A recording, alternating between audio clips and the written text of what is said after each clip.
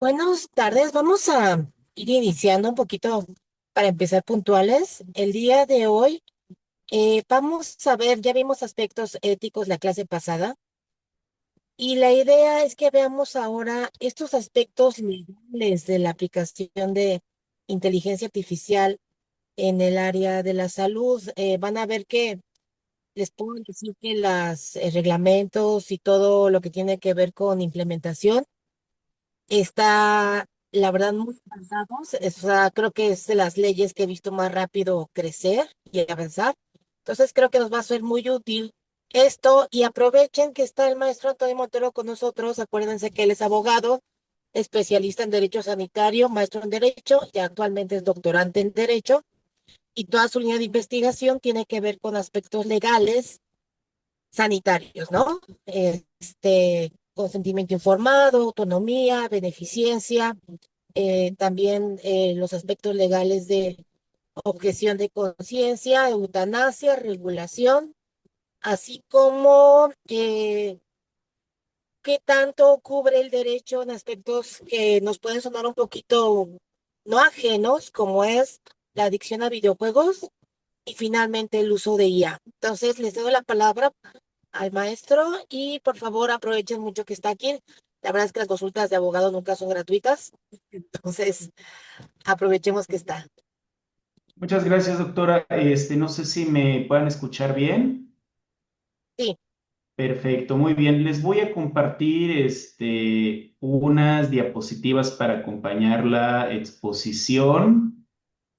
Me parece que ya se debe de estar viendo la pantalla. No sé si ya las vean. Espero que sí. Si me pueden confirmar. doctor. Sí. Ah, perfecto, muy bien. Excelente. Perfecto. Bueno, pues como les adelantó la doctora Lima, la clase de hoy está enfocada a la regulación de la inteligencia artificial aplicada a los servicios de salud. Es una regulación incipiente, pero ya está en vías de consolidarse. Básicamente, los marcos en los que nos vamos a enfocar para la clase de hoy es la FDA, la Food and Drug Administration de Estados Unidos, y el reglamento de la Unión Europea. ¿Por qué elijo en particular estos dos? Bueno, el reglamento de la Unión Europea es bastante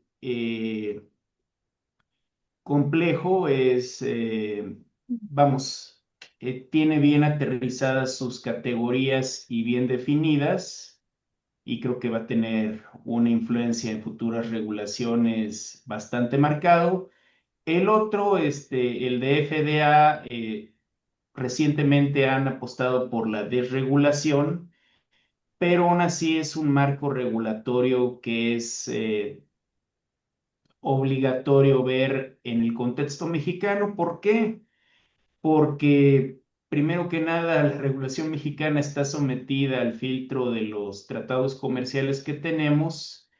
Entonces la FDA es un referente obligatorio. Incluso sin ir más lejos, el modelo de entidad regulatoria que tenemos aquí en México con COFEPRIS está muy inspirado en el modelo de la FDA, y pues no es ninguna coincidencia. Estos fueron cambios que se dieron pues después de la firma del NAFTA, ahora TEMEC, ¿no?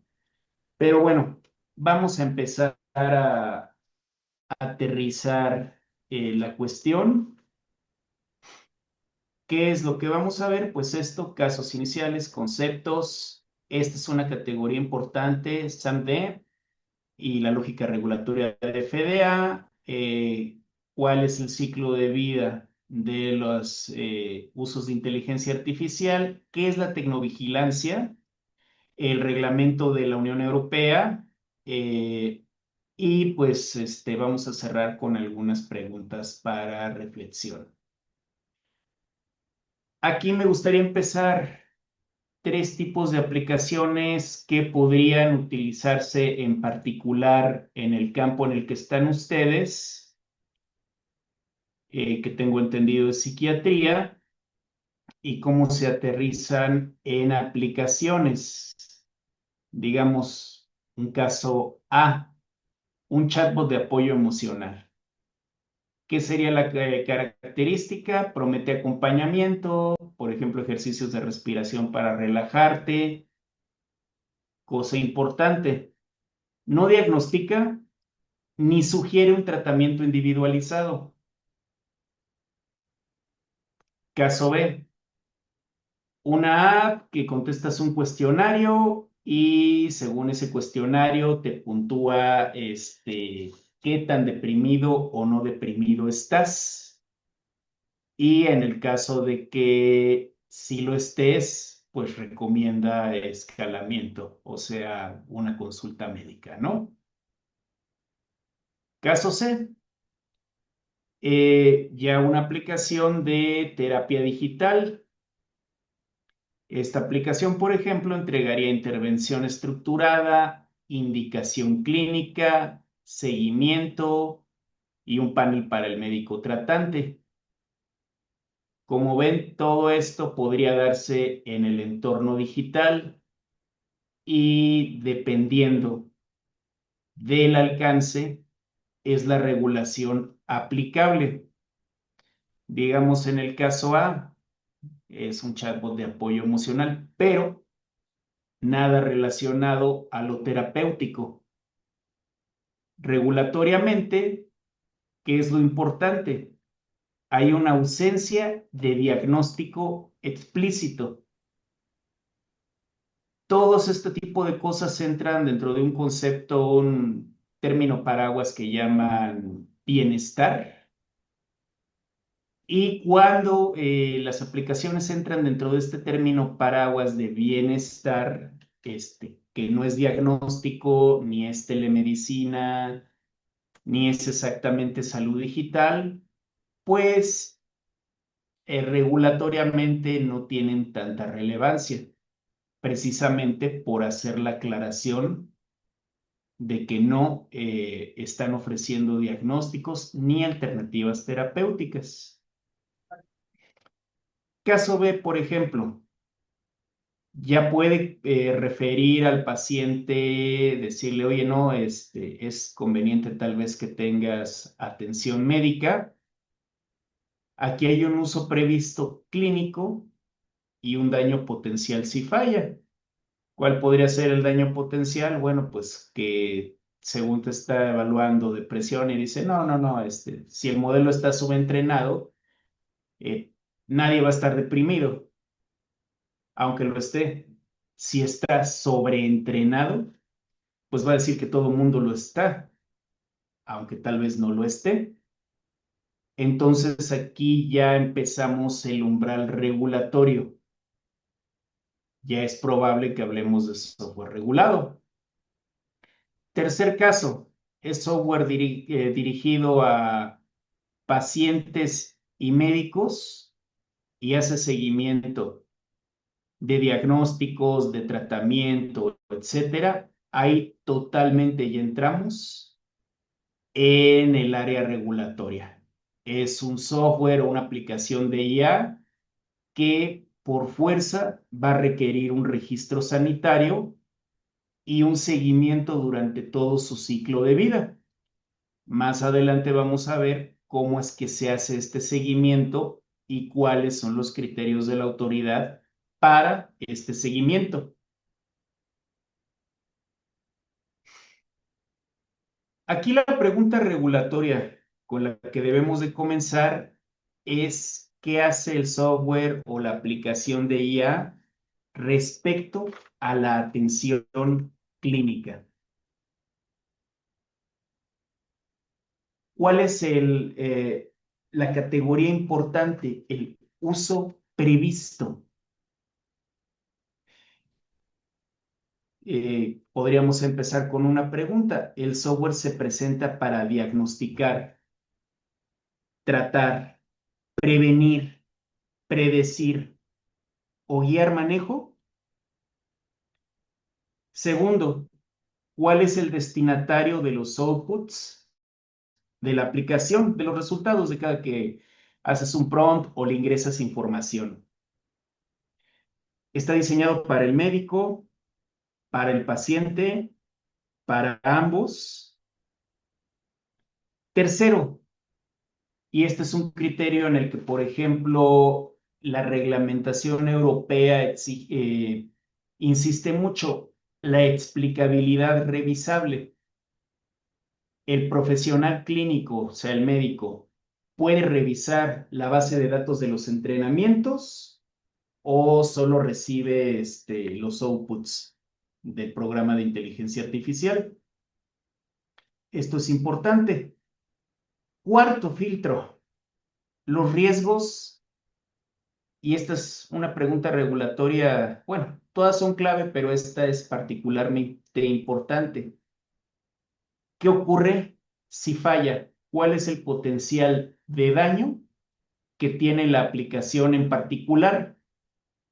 Ejemplos, puede causar un retraso terapéutico, empeoramiento, autolesión, ingreso innecesario del paciente a un servicio de triage o un estigma al paciente. Esto es importante. Ya cuando hablamos de este tipo de cosas que el riesgo de falla afecta a la salud, entonces sí estamos hablando de un software que debe de ser regulado, una aplicación de IA que debe de ser regulada. Estos filtros son importantes en psiquiatría. ¿Por qué? Pues la mayoría de los outputs de las aplicaciones de inteligencia artificial son probabilísticos y contextuales. Un score de depresión, pues no es nada más un número. Puede influir en la vigilancia, medicación, internación o derivación de un paciente.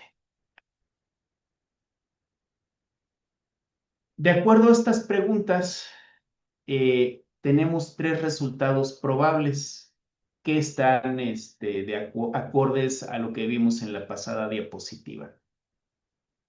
La aplicación no es dispositiva, por ejemplo, pues es una agenda para que un médico vea cuándo le toca dar consulta contra el paciente, pero no emite ningún juicio clínico. Es, por ejemplo, una biblioteca digital de recursos paramédico. No, no aplicaría como software médico. Es un dispositivo de bajo riesgo, ahí aplica cierta discrecionalidad regulatoria. Ahí es la autoridad la que tiene que decidir si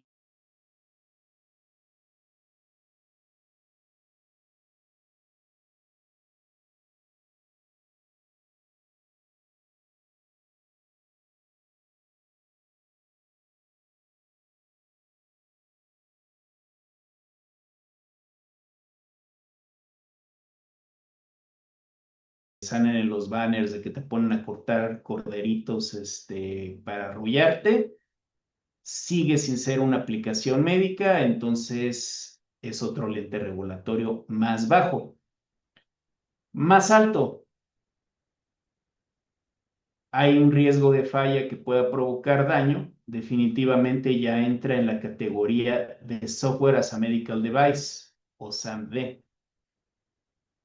Genera información usada para diagnóstico, tratamiento o decisiones terapéuticas. Definitivamente entra en regulación.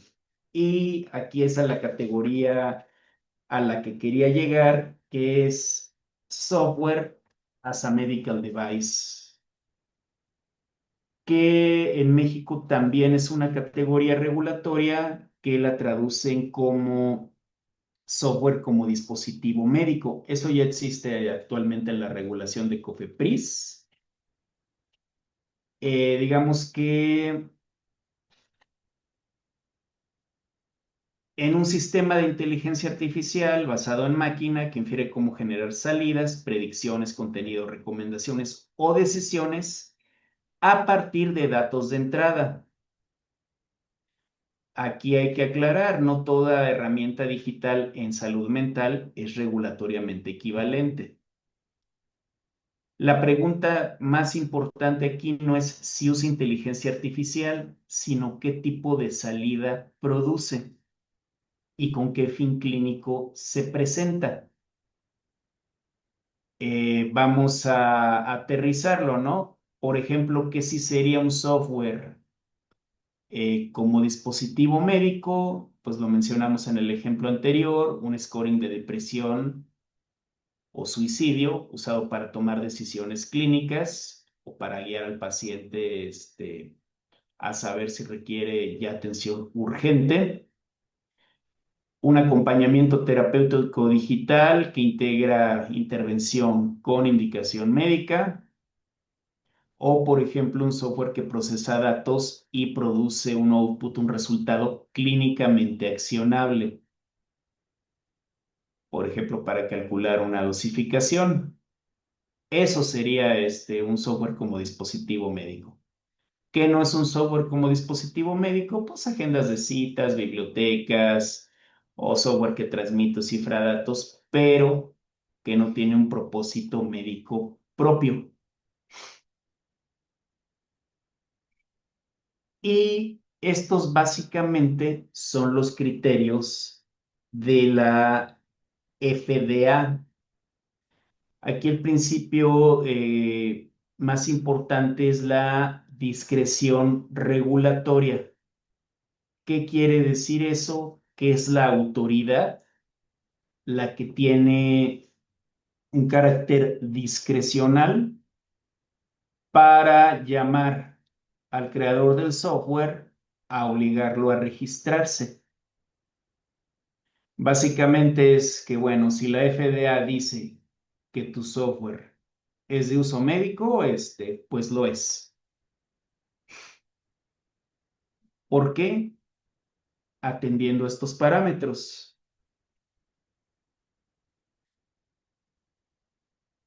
¿En qué consiste la discrecionalidad? La autoridad sanitaria puede optar por no exigir toda la carga regulatoria a ciertas funciones de software de menor riesgo, pero eso no significa que haya ausencia de riesgo. Una función bajo discreción puede seguir requiriendo controles internos del hospital, límites de uso, responsable clínico y ruta de reporte de incidentes.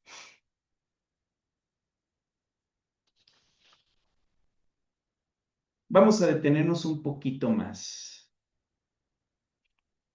El software como dispositivo médico es un software cuyo propósito no depende de ser la parte física de un dispositivo médico de hardware.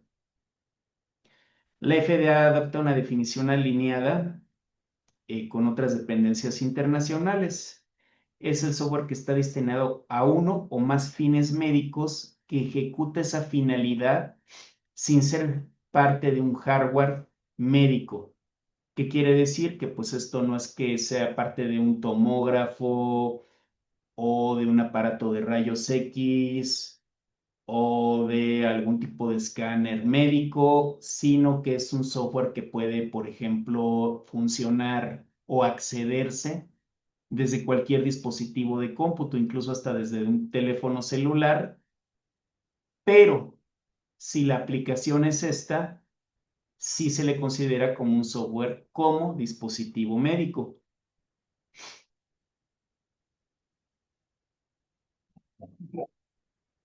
¿Qué podría ser un ejemplo para psiquiatría? Digamos, un sistema que a partir de voz, sueño y autorreporte clasifique recaída depresiva y envíe una alerta priorizada al médico tratante.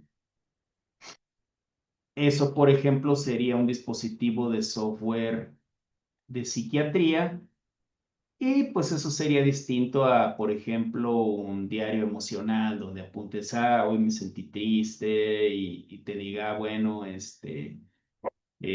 trata de hacer estas actividades para no sentirte triste, ¿no? Estas son distinciones importantes y que están teniendo cada vez más peso en la discusión regulatoria.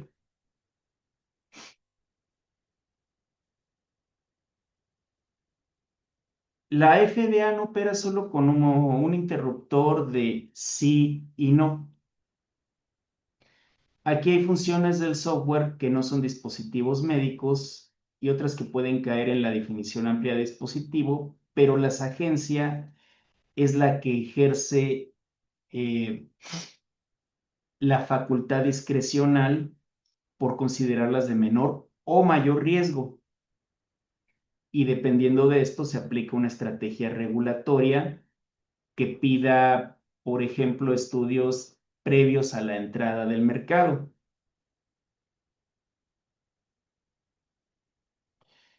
Eh, ¿Qué podrían entrar en estos productos? Por ejemplo, referencias médicas digitales, el software que se usa para telemedicina, el registro de expediente clínico electrónico. Y dentro de la zona gris, que puede entrar la discrecionalidad, pues son, por ejemplo, los que mencionamos, ¿no? Software de autocuidado, de mejora de hábitos, etcétera, ¿no?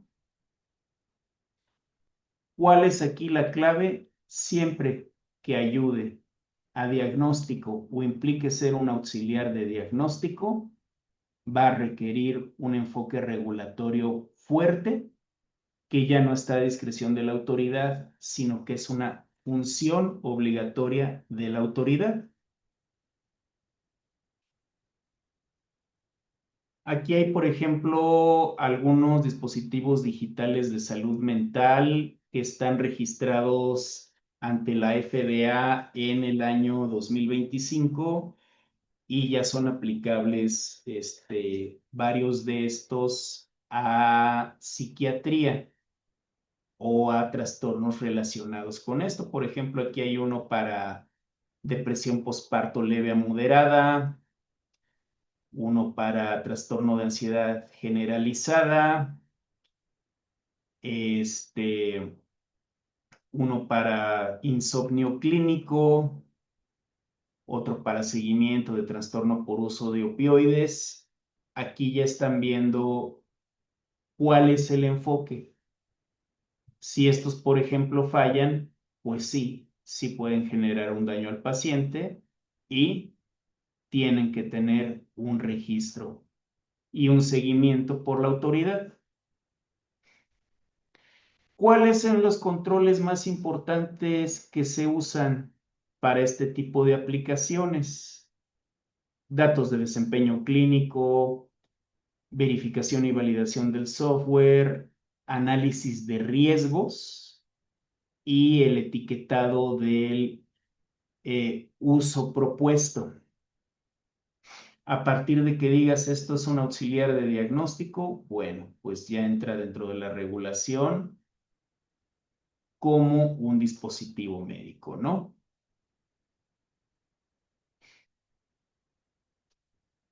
Y de acuerdo a eso es la exigencia probatoria. ¿Ustedes saben, por ejemplo, qué se requiere para registrar un medicamento?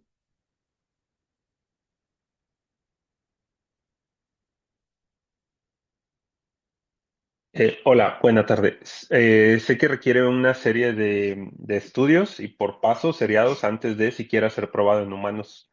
Ese es un proceso que sí tarda como 10 años más o menos. Exactamente, exactamente, ¿no? Básicamente, para que un medicamento se apruebe, primero tiene que tener una fase, de prueba con animales, después, ensayos clínicos, para comprobar que no sea un efecto placebo, para probar su, calidad, inocuidad, eficacia clínica.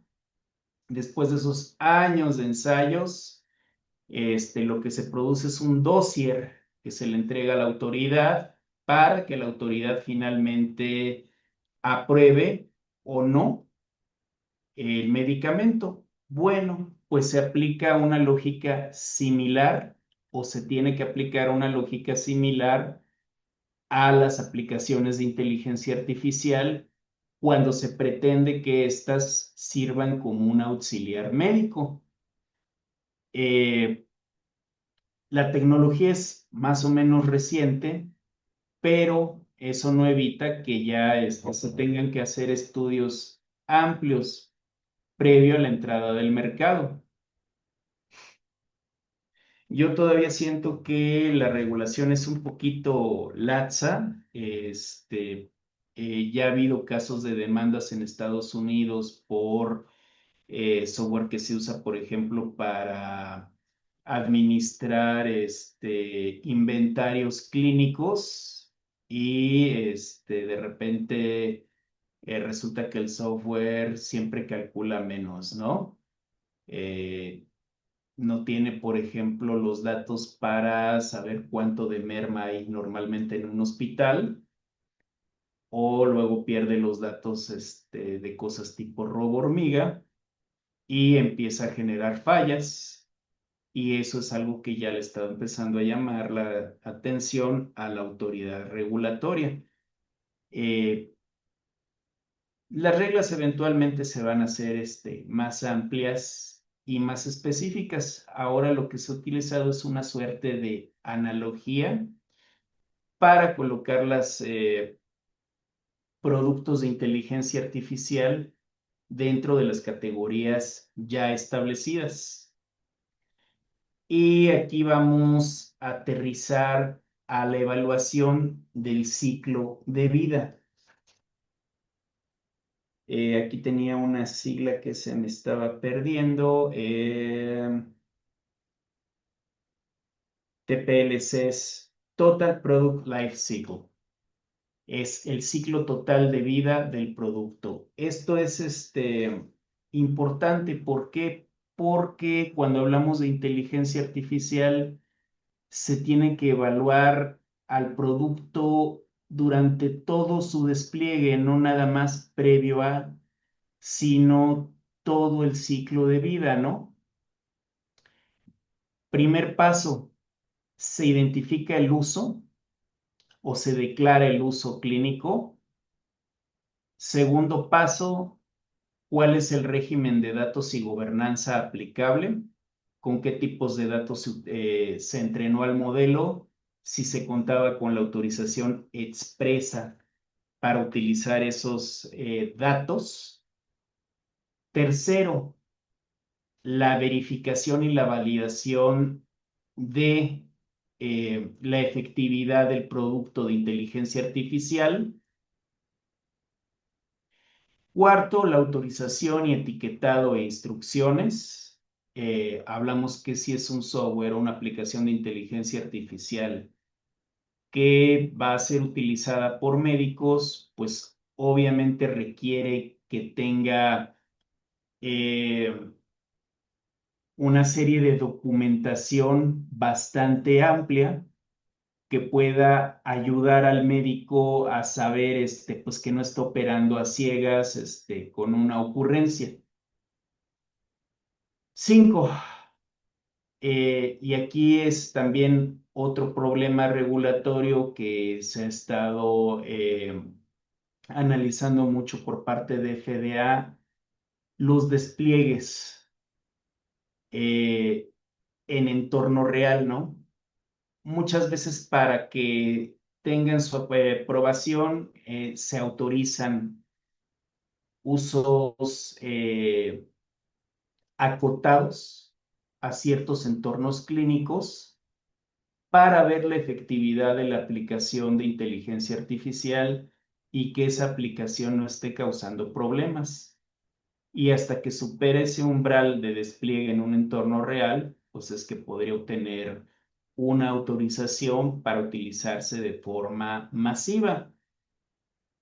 Sexto, digamos que ya superamos todos estos pasos anteriores, viene la etapa de monitoreo post comercialización y dentro de esta etapa y dentro del ciclo de vida, pues la revisión de cada cambio y update que requiere otra vez evaluación de parte de la autoridad.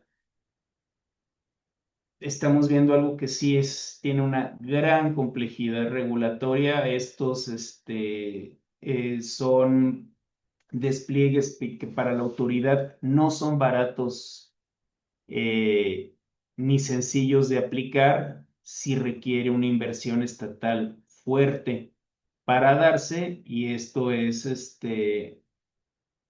el problema regulatorio que pues México tiene que enfrentar, ¿no? Todos estos 7 pasos, pues son varios millones de pesos cada uno y pues de algún lado tienen que salir, ¿no?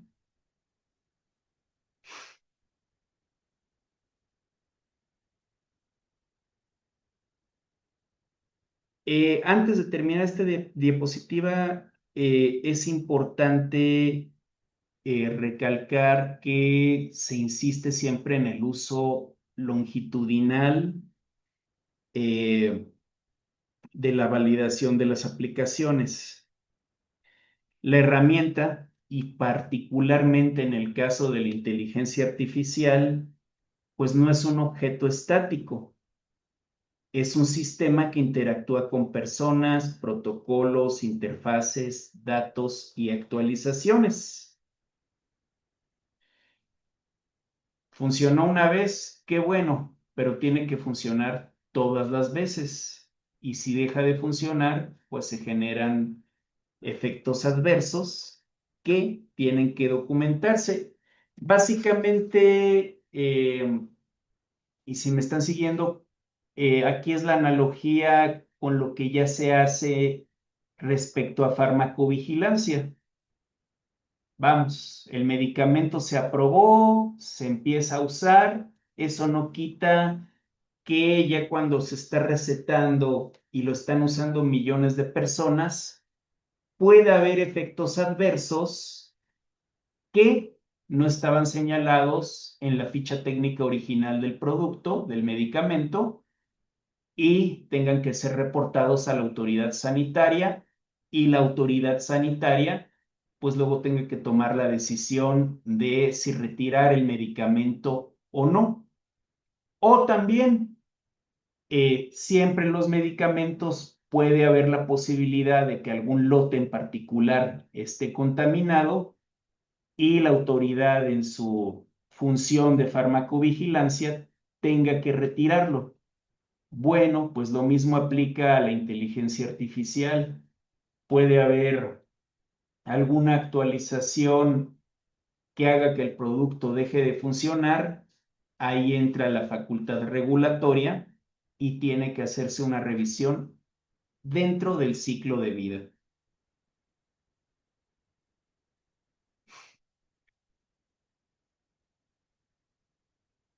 Aquí, por ejemplo, ¿cuál es la evidencia que debe demostrar la inteligencia artificial aplicada a psiquiatría?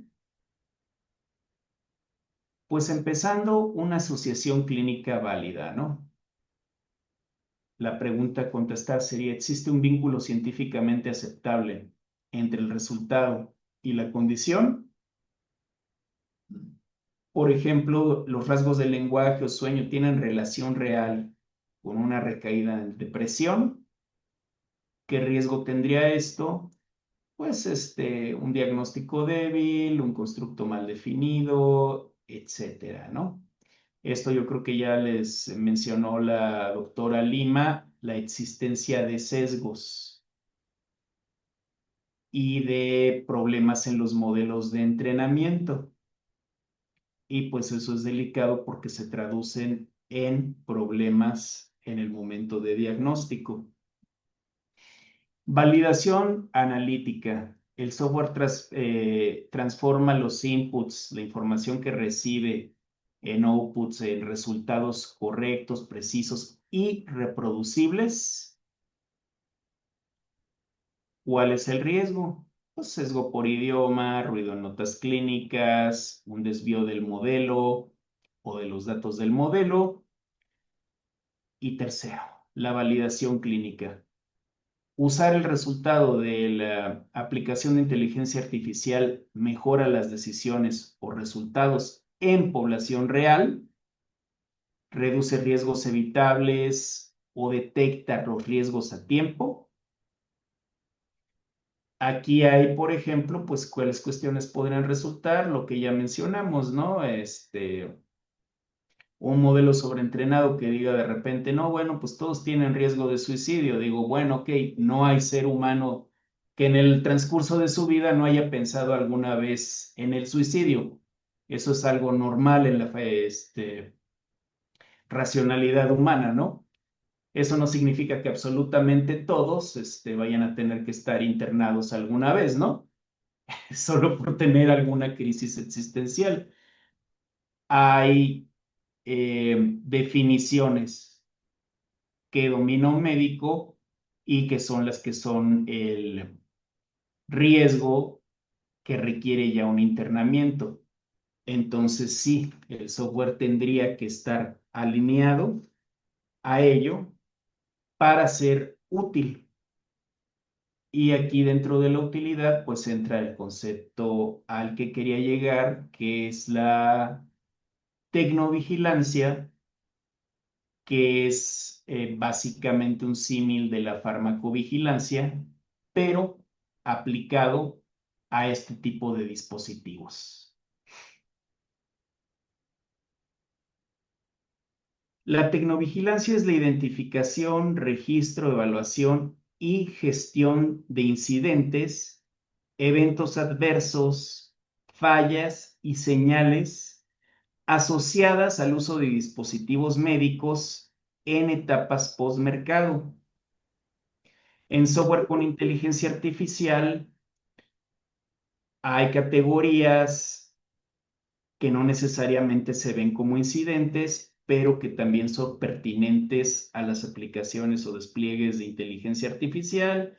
Por ejemplo, la degradación de los modelos cuando se produce un sobreentrenamiento, la mala integración con otros sistemas, los problemas de disponibilidad.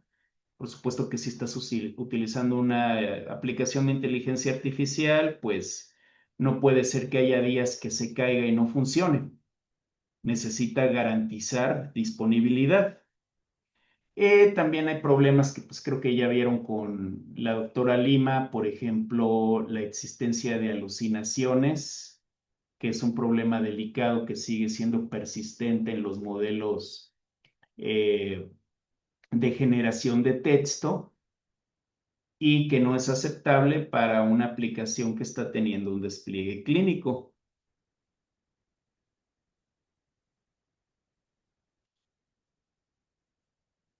Aquí lo delicado es efectivamente un software que tenga outputs que minimicen riesgos cuando sí los haya.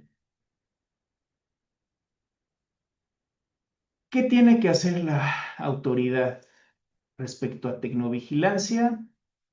Primero, detectar. ¿Qué se detecta? Incidentes, caídas de desempeño, fallas de diagnóstico. ¿Qué se debe de reportar al fabricante, programa institucional o a la autoridad? ¿Y cómo se actúa cuando hay estos incidentes? Pues con retiro, actualización, restricción de uso, reentrenamiento o revalidación. Básicamente lo que ya se mencionaba, así como la autoridad sanitaria tiene la facultad ahora de retirar medicamentos cuando producen efectos dañinos que no estén documentados, pues lo mismo va a ser aplicable para todas las software de inteligencia artificial que pretenda tener un uso clínico, ¿no? Ahora, por ejemplo, pues sí, en el portal de COFEPRIS tú puedes reportar efectos adversos de medicamentos, lo puede hacer cualquiera, incluso los pacientes, y a partir de eso, la autoridad efectúa su función de farmacovigilancia. Bueno, pues ahora tendrá que ser también para este tipo de aplicaciones.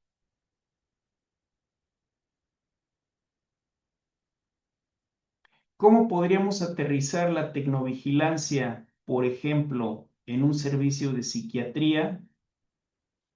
Nuevamente, pues siguiendo 8 pasos, empezando un inventario de las herramientas que usa en el servicio. Segundo, quién es un responsable clínico y técnico, quién lleva el proceso. Cuando se empiecen a desplegar masivamente aplicaciones de inteligencia artificial, tiene que haber un responsable sanitario. Tercero, capacitación y cuáles son los límites de uso. No sería recomendable que esto se use a discreción de cada médico individualmente. Tiene que haber programas institucionales de capacitación que definan un criterio unificado. Cuarto, pues captura de incidentes, eventos y quejas relacionadas a la aplicación. Quinto, un triage de severidad y seguridad del paciente que identifique eventos adversos, diagnósticos equivocados por parte de la aplicación de IA. En caso de ser necesario, pues un sexto paso, escalamiento al fabricante y autoridad cuando corresponde. Y séptimo, decisión local de continuar, restringir o suspender el uso del software.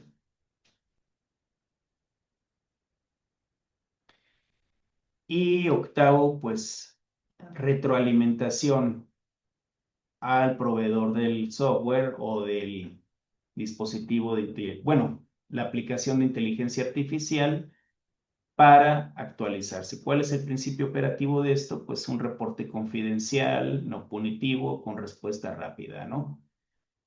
Como los reportes que ahora se tienen para farmacovigilancia. Aquí hay una reflexión, una tecnovigilancia útil no es llenar formularios, sino modificar conductas, configuración, contratos y uso clínico.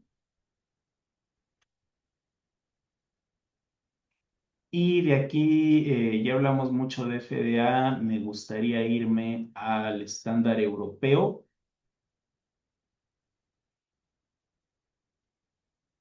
El estándar europeo se apoya en una clasificación de riesgo y a partir del riesgo es el umbral regulatorio que cada país debe aplicar para la inteligencia artificial.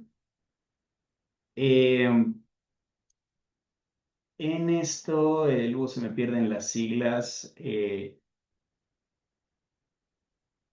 MDR es Medical Device Regulation de la Unión Europea, es el reglamento de la Unión Europea 17745.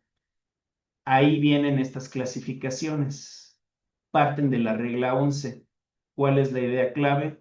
Si el software entrega información utilizada para decisiones diagnósticas terapéuticas, no va a ser clase 1, va a ser de estas clases. Segunda A, decisiones con impacto menor. Segunda B, riesgo de deterioro serio, perdón. Tercera, riesgo de muerte, deterioro irreversible o funciones autónomas críticas. Y aquí tengo una relación de cómo podrían aterrizarse estas aplicaciones de inteligencia artificial en psiquiatría dentro de cada una de las reglas. Es muy parecido al ejercicio que vimos al comienzo. Pero, Eh, pero por eso pregunto acá. Sí, no, ¿Perdone? en términos de concentración no hay concentración. Eh, Ya. sí, no entendí el comentario, discúlpame. Se les fue el Creo micrófono. que se le activó el micrófono a la compañera Alejandra. Ok, muy bien. De acuerdo, ¿no? Bueno, por ejemplo, ¿no? Riesgo de deterioro serio, un score en diagnóstico de depresión a partir de síntomas, ¿no? Decisión con impacto menor. Por ejemplo, un software donde se decida consultando a un especialista, si se va a tratamiento o no. De todos modos, aquí la decisión sería del especialista. El software nada más haría el enlace. Ahí el riesgo, recae en el especialista, no en el software. Y clase 3, pues un software que sí diga tener una función diagnóstica y que retroalimente decisiones clínicas. Ahí sí estaríamos hablando de la máxima cuestión de seguridad, ¿no? Básicamente, ¿cuál es la traducción o cuál es el resumen? Si el software está diseñado para ser usado por médicos, siempre va a caer en la clasificación tercera. ¿Por qué? Porque es el riesgo más alto y ese es el criterio guía del estándar europeo y de las regulaciones comunitarias.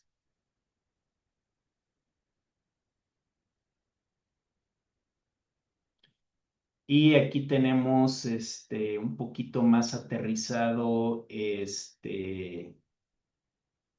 cómo se aplica. La aplicación plena es en agosto de este año para los sistemas de alto riesgo, con una transición hasta el 2 de agosto, ¿no? Básicamente, ¿cuáles son los criterios? Gestión de riesgos, datos y gobernanza, transparencia, supervisión humana, trazabilidad y funcionalidad, precisión, robustez y seguridad, y lo que ya habíamos dicho, el monitoreo posterior a la entrada en el mercado. Esos son los criterios definitorios.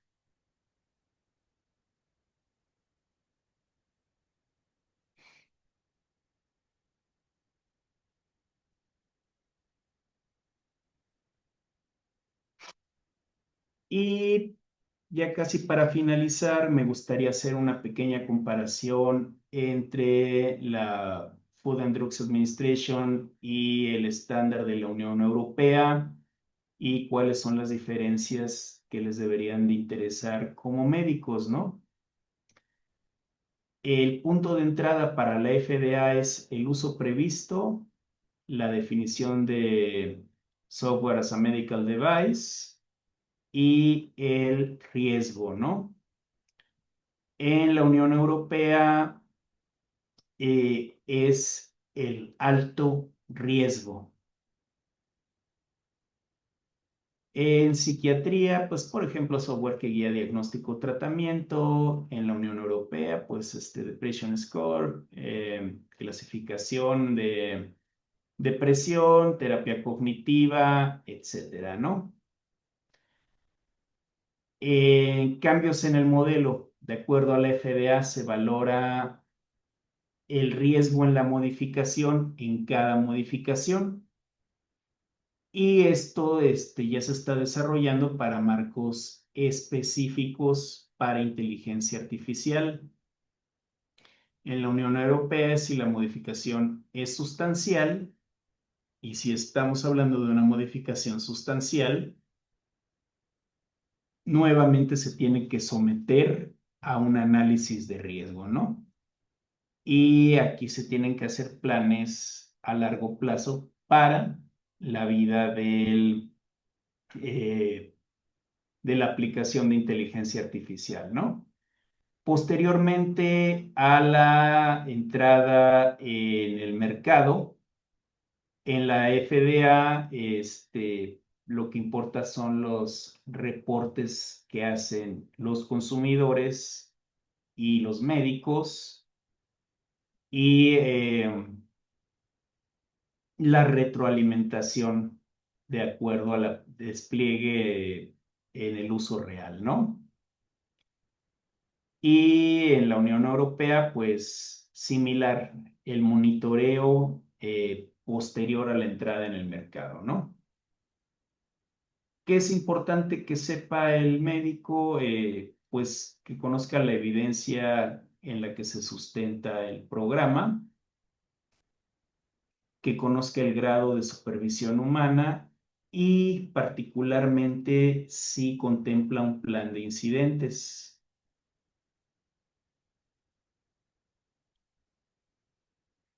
Y finalmente, aquí hay un pequeño checklist de qué debería de utilizar un residente o médico antes de usar una IA con pacientes. Primero, saber cuál es el uso previsto de acuerdo a la etiquetado de la aplicación, ¿no? En qué población se entrenó o validó el modelo y si esa población es análoga o similar a la de los pacientes que está viendo el médico. Aquí ya entramos en problemas sobre la importabilidad de las aplicaciones de inteligencia artificial. Se hacen ahora los desarrollos que se están haciendo, pues son con una población que es muy distinta a la de la epidemiología mexicana, ¿no? Estamos hablando de, por ejemplo, desarrollos de software que se hacen con poblaciones de Estados Unidos y de Europa y que tal vez no necesariamente se reflejen a los problemas que tenga la población mexicana. Yo quiero pensar en el caso de psiquiatría. eh, Tengo la intuición, no sé, ustedes díganme, ustedes son médicos, que hay un problema de drogadicción mucho mayor en Estados Unidos que en México, ¿no? O tal vez sea un prejuicio mío, no lo sé.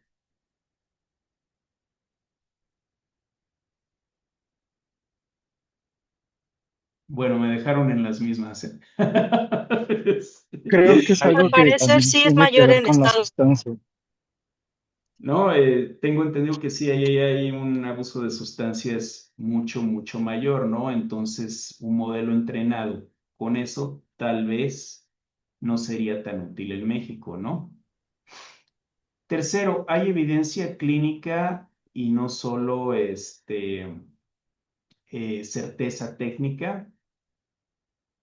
Cuarto, ¿no? Esto es lo más importante. Digo, el clínico puede revisar y contradecir el output. Pues afortunadamente estamos en un periodo en el que sí, la respuesta siempre va a ser sí.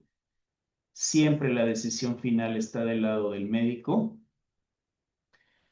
Quinto, pues, ¿qué pasa cada que se actualiza, no? Y aquí es un problema regulatorio importante, el de degradación de modelos, que siempre está el riesgo de que los modelos tiendan a disminuir la calidad de sus outputs en cada actualización, y eso es un problema grave para la aplicación clínica. Y pues esto, y tal vez uno de los más importantes, es cómo se hace el reporte de incidentes. Siempre que haya un despliegue de inteligencia artificial aplicada a servicios de salud, tiene que ir acompañada con la posibilidad de hacer un reporte de incidentes. Y eso es algo que incluso desde el fabricante tendría que contemplarse.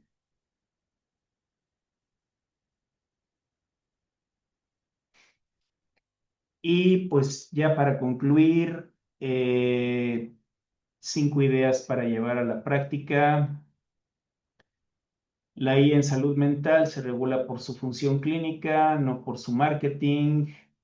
El software como dispositivo médico tiene un propósito propio. Las aplicaciones de wellness o bienestar no necesariamente entran dentro de esta categoría, siempre y cuando no pisen el ámbito clínico, ¿no? No pretendan pisar el ámbito clínico, ¿no?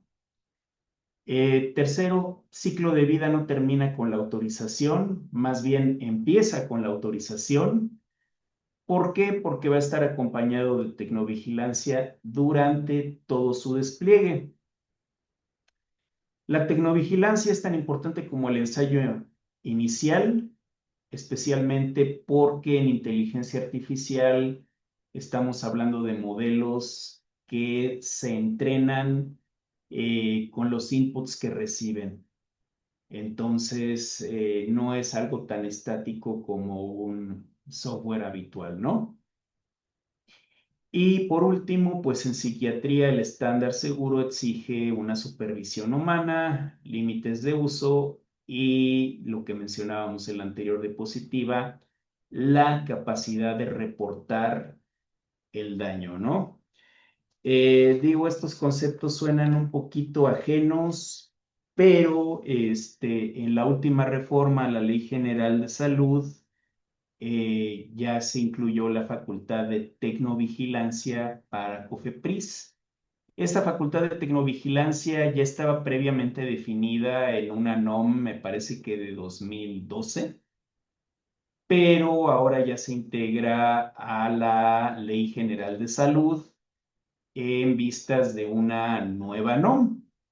¿Por qué? Pues porque obviamente la NOM de 2012 no contemplaba en ningún momento inteligencia artificial y pues ahora ese es el concepto que domina eh, la plática regulatoria, ¿no?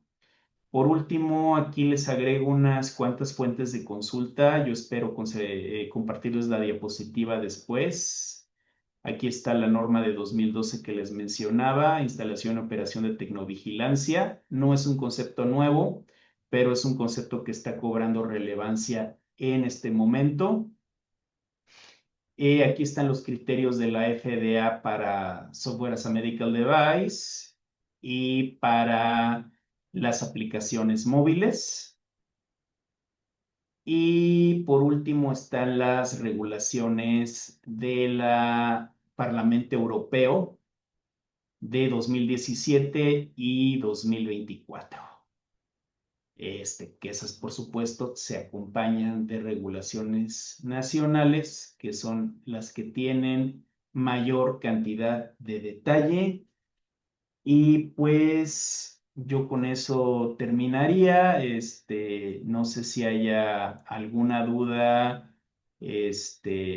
De entrada les agradezco su atención a esta diapositiva y creo que ya terminé de compartir la pantalla, ¿correcto? Sí, Sí. Bien. todo claro, gracias. Muy bien. ¿Alguna duda de algo? Piensen que nos va a alcanzar el futuro. Y yo les aseguro que muchos ya están usando, me decían los del FRAI que tenían un ChatGPT entrenado para psiquiatría, que lo estaban usando. Luego vamos a ver eso porque lo están usando con fines un poquito de enseñanza, pero entiendo que es para otras cosas, ¿no? Y hay que ver cómo, entiendo que ha de ser en ChatGPT, quizás de OpenAI, y que, por cierto, OpenAI ya aceptó pasar toda la información no me acuerdo si era así o FBI, entonces la única que dijo que no va a enseñar sus modelos era Claude. Entonces, con el modelo de SONET, les digo esto porque esos datos se van a compartir obligadamente, aunque parezca que no, se van a compartir. Y creo que es algo de lo que tenemos que hablar también sobre privacidad, ¿no? Y cómo se usan estos datos para entrenar. Entonces, ¿alguna duda de algo?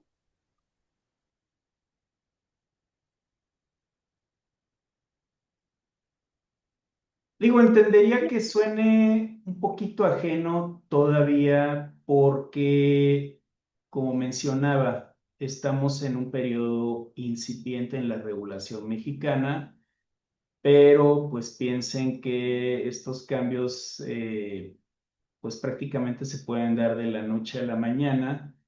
En México, ¿qué se está esperando para despliegues masivos de inteligencia artificial? Pues que haya una NOM específica. Las NOM, nada más para aterrizarlo, son reglamentos que puede aprobar el Ejecutivo sin eh, necesidad de que se legislen. Son actos ejecutivos, entonces sí, de un día para otro bien puede aparecer en el Diario Oficial de la Federación una norma que habilite al uso de inteligencia artificial aplicada a la salud y pues empieza a haber registros sanitarios, ¿no? Ahora ya los hay, son los menos y son registrados como software como dispositivo médico, pero es un mercado que empieza a ser emergente. Entonces, pues ya es importante que haya las actualizaciones regulatorias. No sé ustedes, por ejemplo, en su práctica diaria, cómo piensan que este tipo de aplicaciones les podrían ser de utilidad y cuáles serían los focos rojos para su aplicación. Creo que un punto en el que podrían ir mucho sería en el tamizaje para los trastornos mentales, que es donde usualmente está como el que no se llegan a captar tantos pacientes, entonces ahí podría ayudar bastante, pero con esta cuestión de contra está lo que usted ya comentaba, esta cuestión del sobrediagnóstico, incluso el subdiagnóstico, de que no se lleguen a captar de manera adecuada a los pacientes. Eso podría como mejorarse, a lo mejor mejorando los algoritmos o aunque sea sobre diagnóstico, ya que un psiquiatra entrenado vaya corroborando precisamente esa información. Serían como algunas alternativas que se me ocurren. Muy bien. Y digo, también es algo que podrían ir contemplando en el campo de la investigación, pues, ¿por qué no desarrollar una inteligencia artificial desde México y desarrollarla para los problemas específicos que tiene un médico aquí?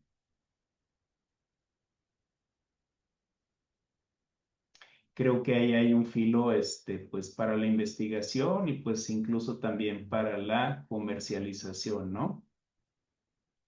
Básicamente, pues que no seamos consumidores de todo lo que está inventado en otros lares, ¿no? Tiene levantada la mano Cris. Adelante, doctora.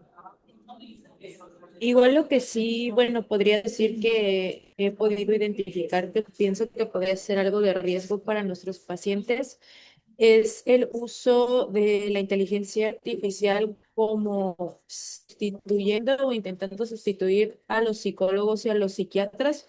Es algo que incluso he escuchado ya muy frecuentemente que dicen, no, pues si no me dicen mi diagnóstico, le voy a preguntar a ChatGPT.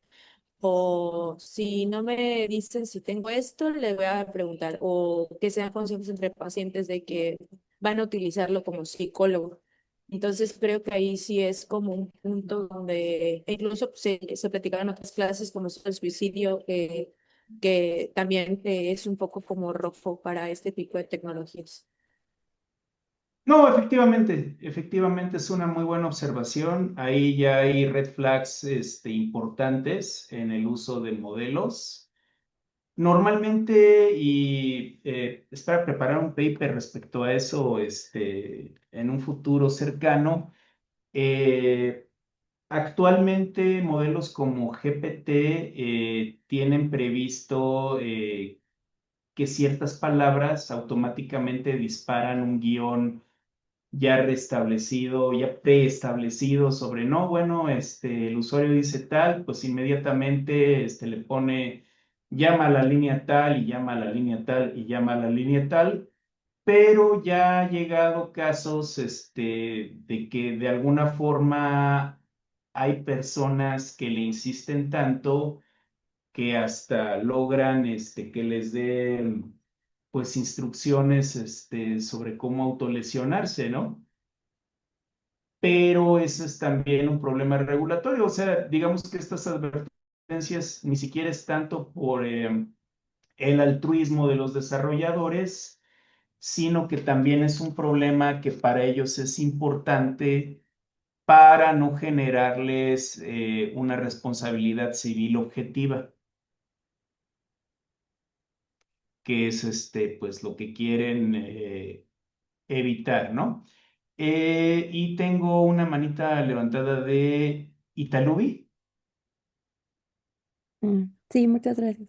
Adelante, Eh, doctora. bueno, también siento que es un problema cuando los usuarios utilizan este tipo de inteligencias porque a veces ya llegan con nosotros con un diagnóstico ya que les han hecho por parte de estas plataformas y están en búsqueda de alguien que se los refuerce, aunque quizás si no lo padezca, que solo tenga como características o datos que se asemejen a un trastorno, pero sin cumplirlo, pero van a veces como inconformes de que no le des la respuesta que ellos ya tenían.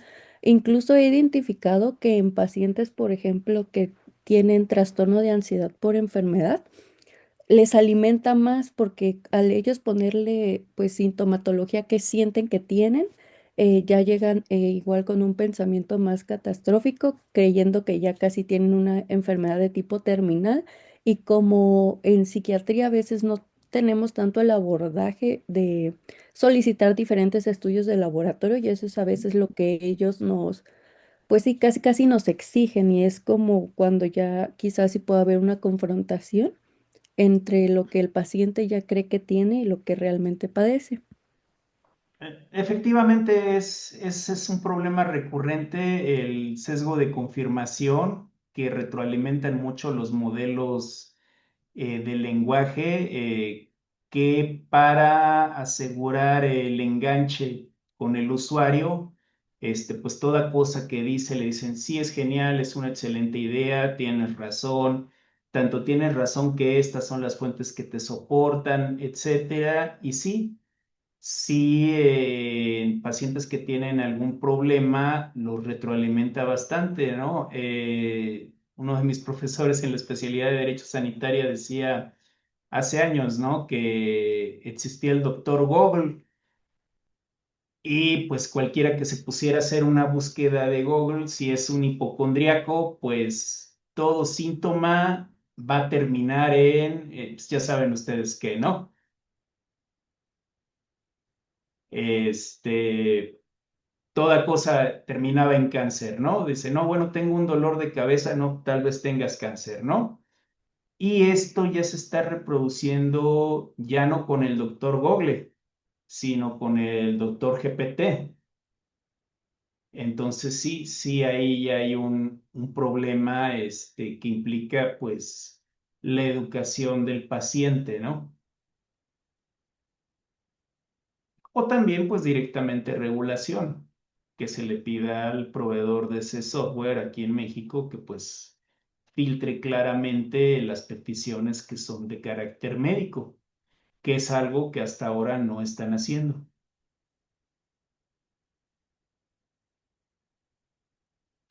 Pero, en fin, no sé si terminamos muy temprano, doctora. ¿Hay alguien que tenga alguna otra, observación o que quiera compartir algo más?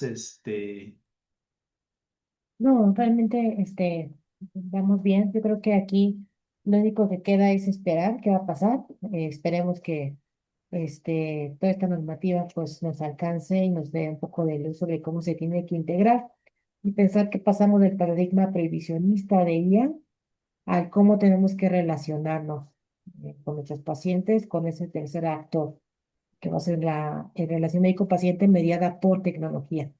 Entonces, creo que al contrario, tendríamos que tener más herramientas para lidiar con entornos digitales, información generada, y todas estas herramientas, ¿no?